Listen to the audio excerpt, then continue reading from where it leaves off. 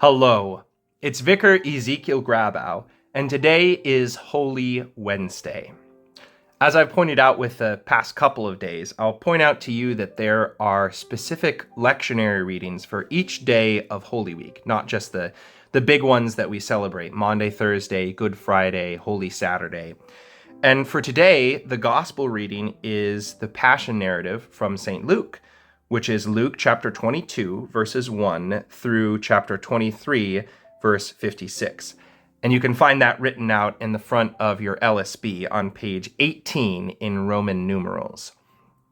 And it's well worth taking the time to read that sometime during today, because part of the point of Holy Week is that we're walking along with Jesus and turning towards the cross and considering his suffering and death.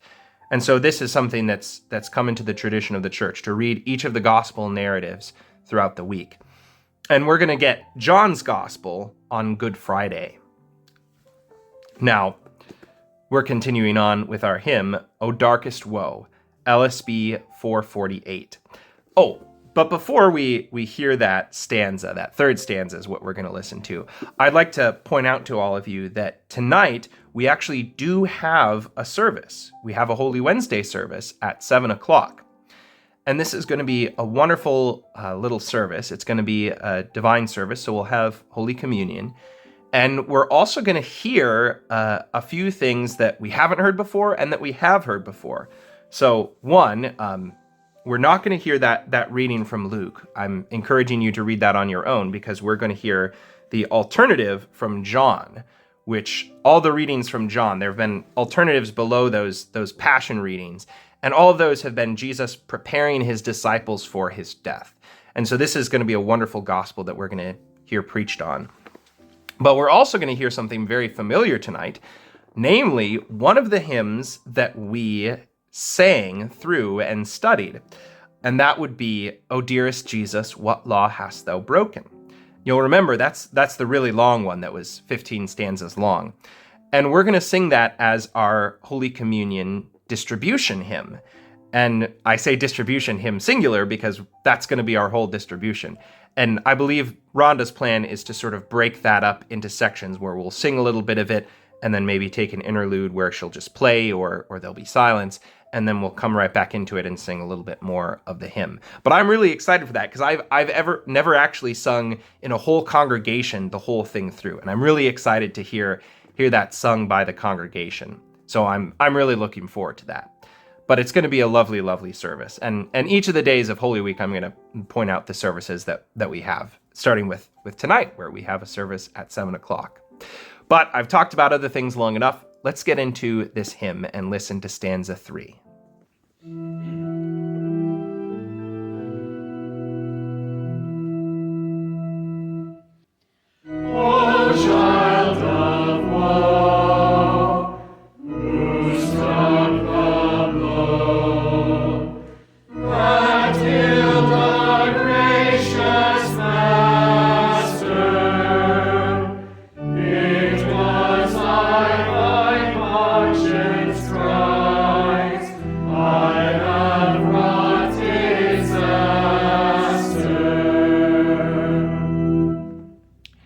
This stanza asks us a familiar question.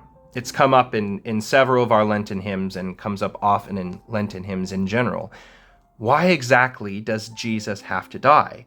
This question was asked us by My Song is Love Unknown, LSB 430, and also in O Dearest Jesus, What Law Hast Thou Broken?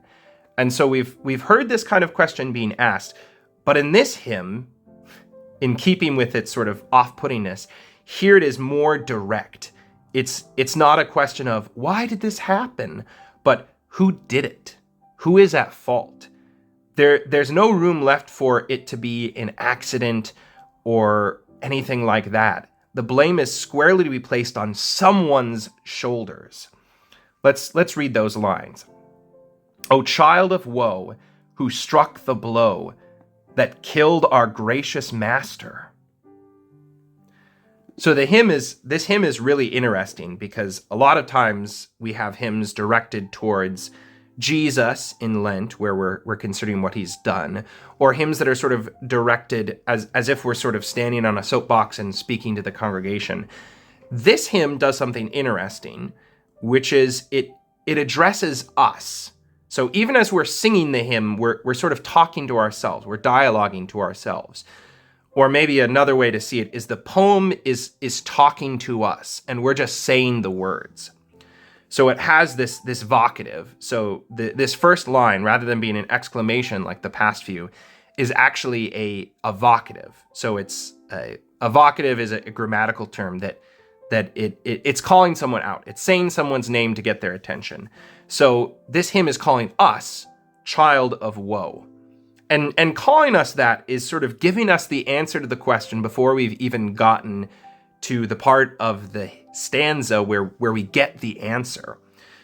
Because referring to us as a child of woe is saying that what we inherit, what we deserve, what we're born of is sorrow and sadness and even wrath.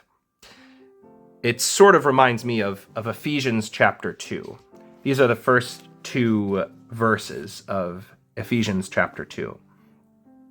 And you were dead in the trespasses and sins in which you once walked, following the course of this world, following the prince of the power of the air, the spirit that is now at work in the sons of disobedience, among whom we all once lived in the passions of our flesh, carrying out the desires of the body and the mind, and were by nature children of wrath, like the rest of mankind. To say that we are children of wrath is to say that what we've inherited, what properly belongs to us, is the wrath of God. The only thing we really deserve, the only thing that we should get as a rightful inheritance, is the sorrow and woe of hell itself. And so we already have a little bit of an answer here, that if we are the ones who rightfully deserve death, then somehow we're involved. Somehow our woe has been transferred to Jesus. And now we get our very direct answer. It was I, thy conscience cries. I have wrought disaster.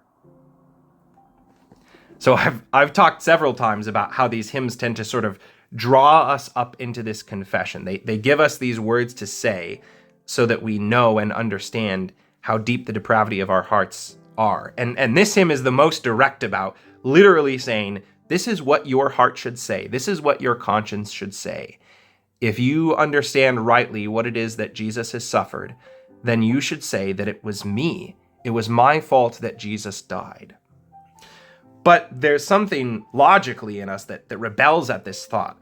Surely if we're going to talk about who is to blame, who struck the blow, well then there's lots of people to blame. We could blame the Roman soldiers. They're the ones who actually crucified him. They're the ones who drove the nails into his feet and pierced his side.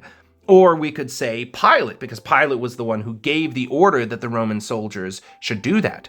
Or perhaps we might include the Jews and the Jewish authorities, because they're the ones who handed him over to Pilate and forced Pilate even to make that declaration to have him put to death by their constant cries that he should be crucified.